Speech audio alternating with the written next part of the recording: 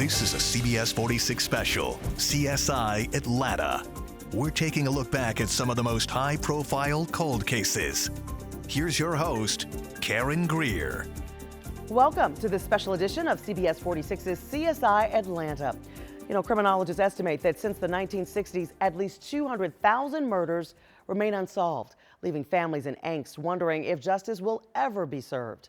During the next hour, you'll see how we are turning up the heat on some of Georgia's coldest cases, picking up where law enforcement left off to see if we can find that one thing that can help move a case forward. You'll hear from expert investigators, including our own crime scene investigator, Cheryl McMullen, along with the heart-wrenching testimonies from families fighting for closure. Well, Mac often says, someone, somewhere knows something, which is why we're always asking for your help. You're looking at a new sketch of the man accused of killing 14-year-old Nicole Smith. For the first time in 15 years, the public gets a fresh look at the suspect and a renewed chance at finding her killer. We'll catch him. Retired Detective Richard Boone has never forgotten the 1995 murder of Nicole Smith. Well, the call came up as a person down in the woods, and so I thought that was a little strange. The 14-year-old was shot twice in the face and found in a wooded area off Campbellton Road, less than a mile from her home. She had been raped and beaten. She never got a chance to go to college. Took everything away. For 24 years, investigators built a case file of thousands of pages, offered thousands in rewards in hopes of finding her killer. But even DNA samples haven't been able to identify the man responsible. Now, maybe they haven't gotten his swab, maybe. With the help of CBS 46 crime scene investigator Cheryl McMullen, we're hoping a fresh look at the killer will heat up this case. Cheryl, you've been analyzing this guy. What do we know about him? We know he's a rapist of opportunity. We know that he has a type. He likes young, under 15-year-old African-American females that are alone, that are in a neighborhood near their home, and previously had been with other people. We went back to the crime scene to see how this vicious attack could happen in daylight in a heavily trafficked neighborhood. I mean, if I were to do something to you right now, you can see the cars, you can see the people, you can see. That means they can see you if they were to look. He wasn't worried about it. Wasn't worried about it. He didn't use a vehicle, but he came prepared to murder. He had a weapon on him, and that weapon was loaded, and he chose to use it when I believe Nicole fought with him. That morning, Nicole and her older sister had begged their mom to let them walk to school instead of her driving them. The girls cut through a wooded trail behind their apartment complex, routinely used by school kids. Nicole, a straight-A student, turned back to get a project she'd left at home, but she never made it. All I know is 9:20 a.m. I heard the gunshots.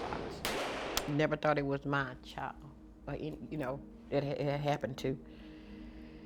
Nicole's mom, Aquanella Smith, spent years scanning crowds, handing out flyers, pleading to anyone to find her daughter's killer. My heart was so broken when I lost Nicole. And we spoke to her in June at a memorial she holds for Nicole. There would never be closure. It's been 15 years since the public has seen a sketch of what that suspect looks like. In 2004, a 13-year-old East Point girl was pulled into the woods and raped, but survived. DNA from the attacker later linked those two cases.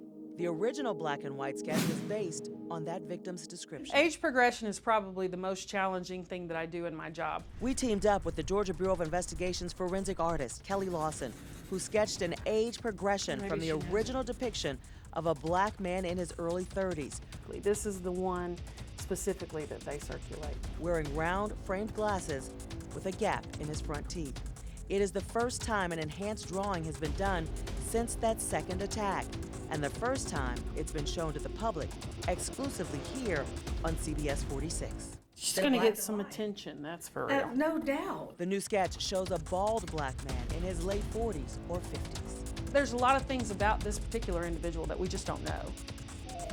Joining me now is CBS 46 CSI Atlanta crime scene investigator extraordinaire, Cheryl McMullen. And you've got some theories about this case, Cheryl. What do you think? Again, this guy is an opportunist. He stalks, he waits, and he attacks the most vulnerable when they're young and alone. And you don't think that this was the only case? Oh, absolutely not. We know that for sure because of the DNA. So we have the homicide of Nicole, but we have a rape victim in East Point, and the DNA matches. And we've been getting some calls with Yes. people who think they know who this is. What do you think that's saying about this case? Again, I think this guy's from the neighborhood. I've said that from the beginning. I think a ton of people know who this person is. He hides in plain sight. They know him. But I think technology is going to be key here. One person saying they thought he worked in the building, had their eyes on him for a Sure, while. sure. Atlanta police, we contacted them with those leads. And then we just got something recently about someone who may be out of state. Right. This person is convinced she knows who he is and has sent a photograph that we even sent to the GBI so Kelly could look at the drawing and the photograph side by side. Now, can new technology be used on this DNA to yes. help? Yes. Phenotyping could be used. And what that would entail is basically in your DNA, your traits are there. So what's visible to people? So whether or not you have dimples or your hair is black or blonde or red or your skin tone, it's going to be there. So they could take that DNA and do a composite just from the phenotyping. All right, we're hoping to do that. Cheryl Mack, we'll come back to you in just a bit. Now, Nicole Smith was a victim of being at the wrong place at the wrong time. Honey Malone's family is convinced she knew her killers. Take a look. It can't be my child, though. Who killed Honey Malone? We need the real answers. Her We family need to know says what- 7 years later, the details surrounding the 18-year-old's murder just don't add up. It's just crazy to me. The DeKalb County Police labeled it a drug deal gone bad, No proof. a botched armed robbery. Here's my problem with that. They didn't get any drugs out of the apartment. Nobody's money was taken. The only thing stolen in that apartment was Honey's phone. CSI Atlanta met with the DeKalb Police to discuss forensic testing that could help identify suspects. They agreed that the clothing that she was wearing that day, they're going to send back to the GBI for additional testing, as well as some of the shell casings that were found at the scene. It's a different day. Retest it. Leave it at that. While the family waits for results, frustration festers. They drug a trail of blood of my sister on the carpet and put her in the closet. You don't take the time to do that if it was a random just robbery. That's not a thing. That Tuesday night, Honey told her mom, Flora, she was going out. She regularly hung out at a friend's nearby apartment, just chilling and playing spades. So basically, Karen, this is how Honey would cut through from her home right down this walkway to the apartment to meet with her friends. Wow. And since last time you were here, it looks Yes. like it's been boarded up. Just months ago. And then I heard something maybe 10 minutes later. It sounded like gunshots or firecrackers or something. I called her, she wasn't answering the phone. It would take 3 excruciating hours for police to confirm to Flora and her daughter Cassandra it was indeed Honey. She was found in a bedroom closet, shot once in the back and again in her chest. We're talking about grown people that had weapons in the apartment. And she was the least of the threat, and she was the one murdered. I can't wrap my head around that. Her 2 friends, a man and a woman, had been tied up in the bathroom by an unknown number of masked men with guns who had kicked down their door. But why was Honey the only one harmed? No one. No one was pistol whipped, nobody was stabbed, nobody was hurt. Her family believes Honey's friends truly know what happened and possibly played a part in her death. I just want to sleep. Police remain tight-lipped about the investigation. We need answers. I want to wake up and hear the phone ring and detective call me in and say, yeah, we got him. We got him. This is what happened. All right, Cheryl, this case is very interesting because the family's been fighting most of this time just to get the 911 tapes released. The family's been fighting for every morsel of evidence they could get their hands on. And the police don't want to release the 911 tape. Why? There's a couple of reasons it could be. It could be that there's some information on that tape they have not released to the public and they want to hold that close to their vest. It could be that it is so traumatic they don't want to release it to re-injure the other victims and her mother. But why would they hold on to this? Because now the case is cold, and these are things that could probably help solve it. Well, it's not to say they're not using it behind closed doors. They're just not including the public in what they're doing. I mean, surely they've had a statement analyst look at it. Surely they've had other detectives listen to it. Does this person sound truly petrified? Is this person, telling me what happened in a manner that they're trying to convince me? I mean, I have no doubt they've done that. And you and I walked that area Yes. from where she'd Yes. walk onto the property all the way to the apartment.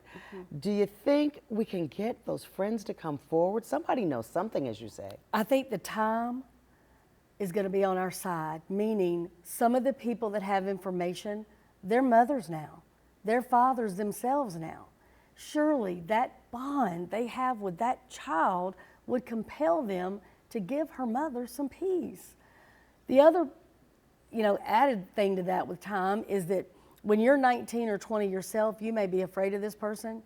Well, you're nearly 30 now. Come on. We're just getting started. Coming up on this special edition of CSI Atlanta. Even if he saw no smoke, saw no flames, there's no spontaneous explosion that would have happened, no spontaneous natural combustion that would have happened. Questions surrounding the lone survivor of a deadly house fire still linger. Stay with us.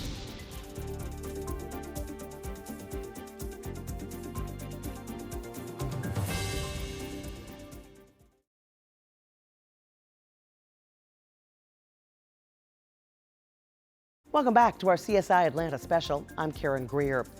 Evidence is key to prosecuting any case, which makes bringing an arson case to court one of the most challenging, since it's often destroyed by the flames. It's a theory that's frustrated the Gwinnett County District Attorney in the case of the Pointer Ridge fire. 1 survivor, 3 victims, and no cause. You know how rapidly that fire grows? Temperatures inside a house fire can double in seconds. It went from 500 to 1,000. It doubled in temperature in less than 60 seconds. That's what happened the night of February 9th, 2016, when the home of Brent Patterson burned down. His wife, Kathy, and 2 young daughters did not escape. I tried to go back inside, and I couldn't because it was too hot and it was burning me. Brent Patterson told investigators at least 2 versions of what happened. He and his family were upstairs asleep when a popping noise woke him up. The first account, he said he went downstairs to find the living room on fire. In the second account, he said he went downstairs and saw no smoke or fire. He reached for the front door thinking the noise came from outside. There was one consistency in each version. When he stepped outside his front door, the house burst into flames behind him. I don't know if it was an explosion. I don't know what happened. Investigators wondered which story, if any, was the truth. And so did we. As the overall temperature of this room raises, and those items may not be in direct contact with the flame, they will get to a certain temperature, which is called their ignition temperature, and they will spontaneously burst into flame. It's called a flashover, when a room gets so hot, it ignites. For that to have occurred, firefighters say the living room would have been at least 1,100 degrees Fahrenheit as Patterson approached the front door. Not possible, says Metro Atlanta fire expert Nicole Brock. The internal temperatures are so hot.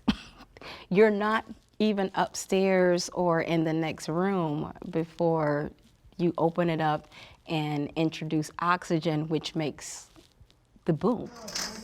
Just as dangerous as a flashover, a backdraft. That happens when air meets a smoldering fire and explodes. Brock says that's unlikely in this case as well. There's not enough oxygen that'll make even such a small fire causing an entire home to explode. That oxygen wouldn't have done that. Fire investigators determined the fire started in the corner of the living room. They ruled out all accidental causes of that fire, a gas leak, electrical or appliance malfunctions, even the fireplace. An official cause was never determined, and the case was closed.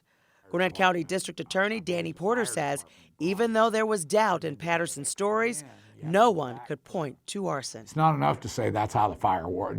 That's not how fire works. You have to say this was an intentionally set fire.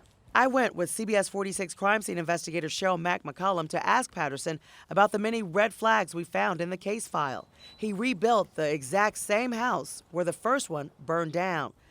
Patterson wasn't home, and neighbors we spoke with said he rarely is. You've got experts in arson that can't agree that what happened. You've got a DA that cannot put this away. We have our own questions. Why doesn't he? I would be desperate to find out what happened. And joining me now is our CBS 46 CSI Atlanta crime scene investigator Cheryl McCollum. And Cheryl, you say that forensics are key to solving any case. What can we do short of a confession from anyone to get this case solved? Carboxyhemoglobin. Those levels, it shows the level of carbon monoxide in your body. And those samples are taken post-mortem. It's imperative that they look at the daughters and compare their levels to their mother. It's possible one of the daughters was awake during this incident. Now, the DA, Danny Porter, says if we've got new evidence, things to test, he will allow us to do it. Is that something we could test? Not us, but they need to do it. Okay. No question. All right, well, we will tell them about that as well. Cheryl McCollum. Stay with us, we have a lot more coming up. A family 40 years with no closure in the case of their murdered father and brother could be close to getting some answers. And still ahead, a serial killer has young couples looking over their shoulders at night. We explore new clues surrounding this true crime drama.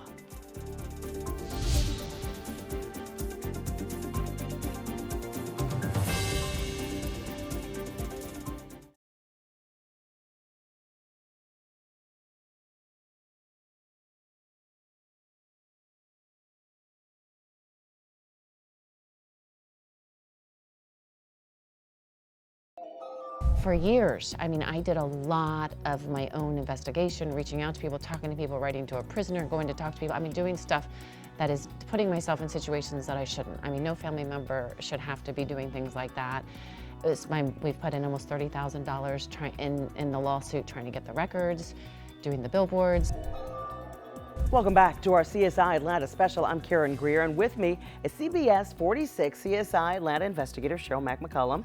And really, Cheryl knows the road to closing a cold case takes the biggest toll on the families. And as you heard from Jenny Carreri, who'll stop at nothing to find the killer of her twin sister, Jody. And is that helping? Are these billboards, all this money they've spent, is this making a difference? No question. Karen, there are people that know about Jody's case that would not have a clue who she was if not for her twin sister. And it's an emotional roller coaster, all too familiar to many people. What do families need to do when they have a case like this?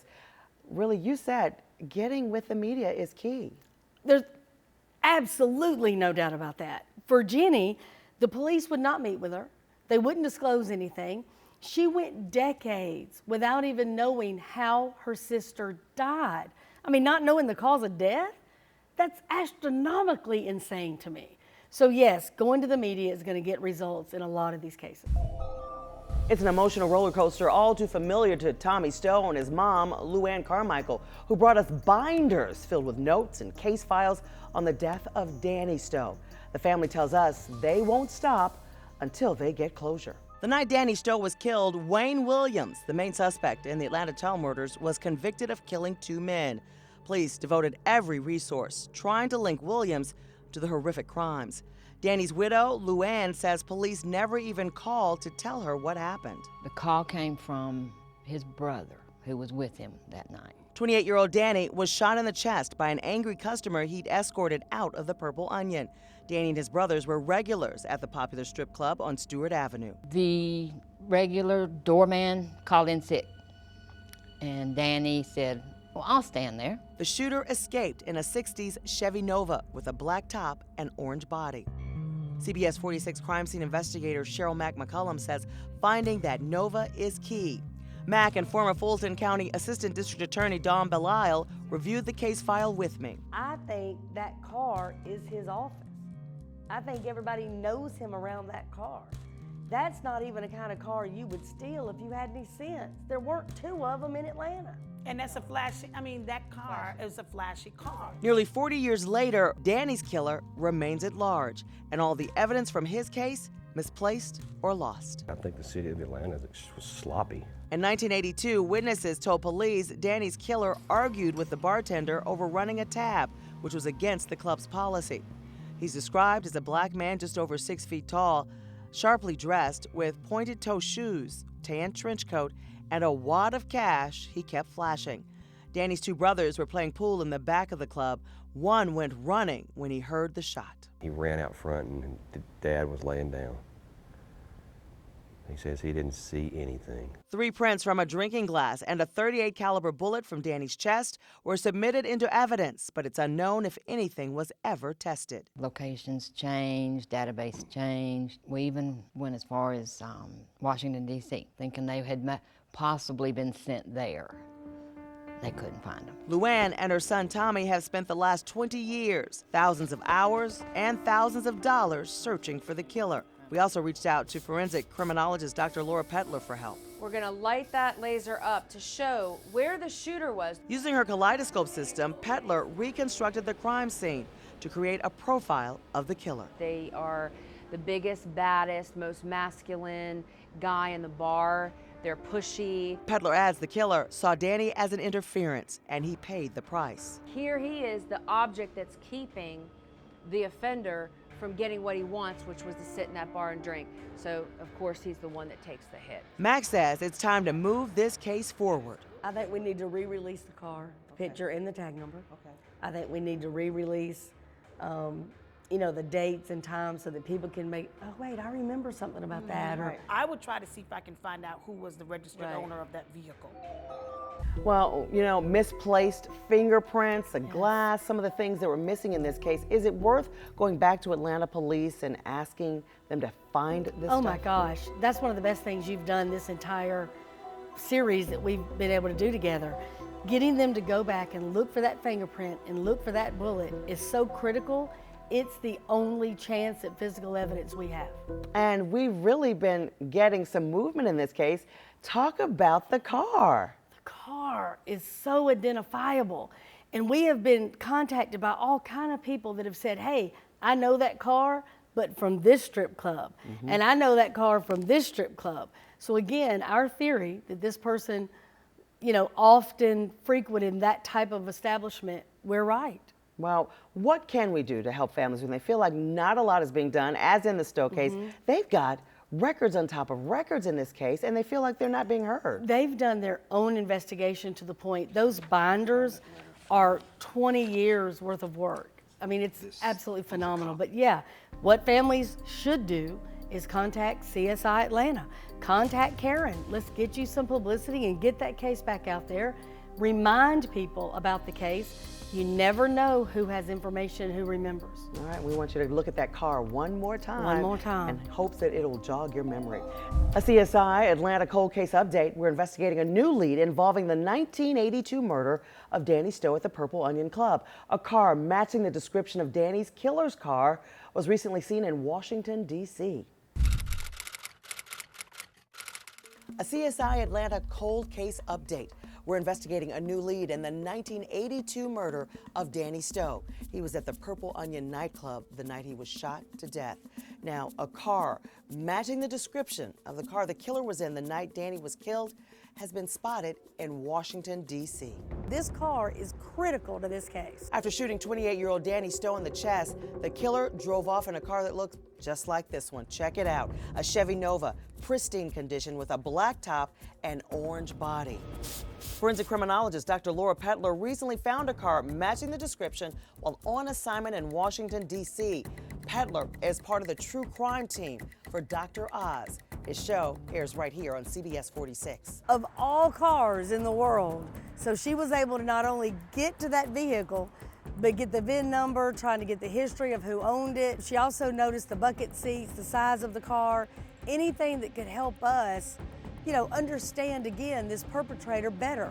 So now we can put it out and show people, here it is. Does anybody remember anybody that owned this car? And if the sales of it were legit, we might be able to even find out from registrations, but there's chances that won't happen. There's a chance that won't happen because you didn't always have to do that back then. You didn't have to transfer the tag and the ownership and all that. But Maybe. Because again, this is a showpiece. So it could be that we can find out. All right, that's great news. Now, Cheryl, those car sightings, very interesting, including a body shop in Buckhead. Right. What are we finding out about this? We are hoping to be able to connect that car with somebody that lived in Atlanta or Griffin to see if we can put that person at the Purple Onion that night. And several former employees also reaching out? Several former employees that have a lot of really critical information, in my opinion. And the manager of that club, has anyone really talked to him since this? We asked the police. Sure. The family has, and that's, to me, again, they're the ones leading this investigation to the point that it's pretty extraordinary. Yeah, he has boxes on top of boxes of records in his garage. And notes on top of pictures. I mean, it's insane. And we know about the bartender. His name was, do you remember at all? He was there that night. Right. Danny was acting as a doorman. And this really happened fast. It happened very fast. And the bartender actually is the one that saved the glass the shooter was drinking from that gave us the fingerprints that we're searching for now. It happened so quick. I mean, he was thrown out of the bar, the shooter, and he's angry. And Danny's like, you got to go. You can't come back. He turns around and fires one shot. Kills Danny before he hits the floor. Looking for the shell casing that's missing and looking for those fingerprints. Correct. All right, Cheryl, coming up, it's a story that never made the local news. A serial killer on the loose in metro Atlanta after gunning down 9 people. That case and others straight ahead.